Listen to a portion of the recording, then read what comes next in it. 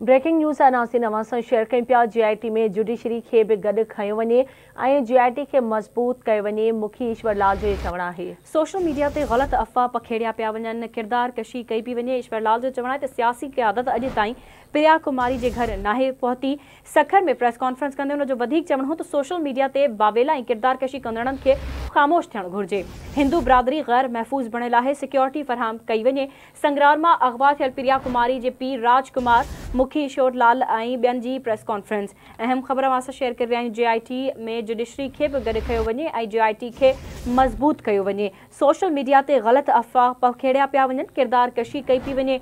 सियासी क़यादत अॼु ताईं प्रिया कुमारी जे घर नाहे पहुती। सखर में प्रेस कॉन्फ्रेंस कंदे हुन जो वधीक चवणु हो त सोशल मीडिया ते बावेला ऐं किरदार कशी कंदड़नि खे ख़ामोश थियणु घुरिजे। मुखी ईश्वर लाल चयो त हिंदू बिरादरी गैर महफ़ूज़ बणियल आहे, सिक्योरिटी फराहम कई वञे। संगरार मां अगवा थियल प्रिया कुमारी जे पीउ राजकुमार, मुखी ईश्वर लाल ऐं ॿियनि सां प्रेस कॉन्फ्रेंस कई आहे। सिनेमा खे आगाह कयूं पिया। GIT में जुडिशरी खे बि गॾु खंयो वञे ऐं GIT खे मज़बूत कयो वञे। मुखी ईश्वर लाल जो चवणु आहे सोशल मीडिया ते ग़लति अफ़वाह पखेड़िया पिया वञनि, किरदार कुशी कई पई वञे। सियासी क़यादत अॼु ताईं प्रिया कुमारी जे घर नाहे पहुती। सखर में प्रेस कॉन्फ्रेंस कई वई। सोशल मीडिया ते वावेला ऐं किरदार कुशी कंदड़नि खे ख़ामोश थियणु घुरिजे। मुखी ईश्वर लाल जो प्रेस कॉन्फ्रेंस दौरान इहो चवणु हो हिंदू बिरादरी गैर महफ़ूज़ बणियल आहे, सिक्योरिटी फराहम कई वञे। संगरार मां अगवा थियल प्रिया कुमारी जे पीउ राजकुमार, मुखी ईश्वर लाल ऐं ॿियनि प्रेस कॉन्फ्रेंस कई आहे। तफ़सील मालूम कंदासीं। असां सां लाइन ते मौजूदु आहे आवाज़ न्यूज़ रिपोर्टर शाहिद चन्ना। जी शाहिद, छा तफ़सील आहिनि, आगाह कजो।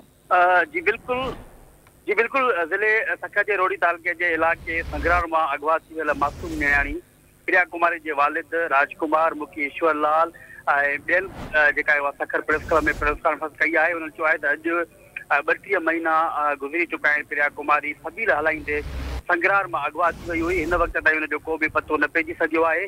मौजूदा हुकूमत जोड़ियल GIT खे असां भली कार चऊं था, पर GIT में हिंदू बिरादरी जे मुखी ऐं जुडिशनल जो माण्हू खे बि शामिल कयो वञे। जीअं हाई कोर्ट वारी GIT वांगुरु हिन GIT खे बि मज़बूत बणायो वञे। उन्हनि चयो आहे त हिन वक़्तु GIT जी मुश्ताक महर जेको आहे उहो जोड़ी हुई, पर हुनजो बि को बि तदारक न थियो।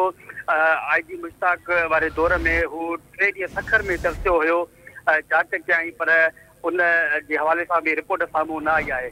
उन चयो आहे त हिन महिल ताईं को बि तदारक न आहे थियो। असां हिंदू बिरादरी गैर महफ़ूज़ बणियल आहियूं, हुकूमत असांखे सिक्योरिटी फराहम करे।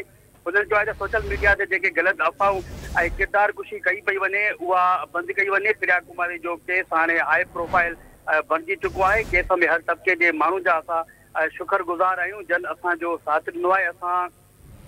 असांखे अगवा कयो पियो वञे, असां खां पतो घुरियो पियो वञे। हिंदू बिरादरी खे सिंध हुकूमत जेका उहा सिक्योरिटी फराहम करे ऐं जेके इल्ज़ाम सैयद बिरादरी जे मथां लॻाया पिया वञनि उहे बेबुनियाद आहिनि। सोशल मीडिया ते इन क़िस्म जी जेका बि वावला कई पई वञे उहा ख़तमु कई वञे। जी ठीकु आहे, मुंहिंजी महिरबानी शाहिद अपडेट करण लाइ।